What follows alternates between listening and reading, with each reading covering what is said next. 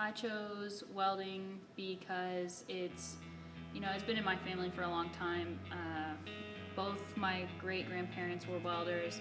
My great-great-grandfather on my papa's side, I never met him obviously, but he was a steel worker. He worked for the railroad, and back then they didn't really have welders. They just had iron workers and steel workers.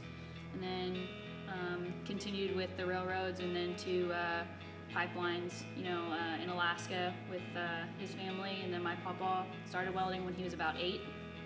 And I was his welding hand since I was like 13 until now.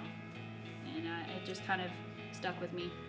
I did dual classes in high school, and it was all through Hill College.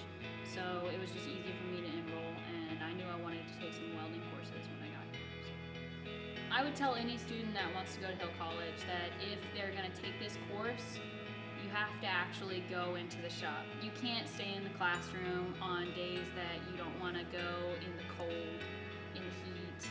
You have to actually go outside, and you have to do it, or else you're never going to learn how to do it. I do think that the partnership with Hill College and Lincoln Electric is pretty awesome. Like, we have a lot of equipment that's given to us by Lincoln Electric. We have our little oven, which in all honesty, I never used a oven for my rods before, and it makes a world of a difference. And I've never used welders that are quite as good as the ones that we have here, and I just think that's awesome.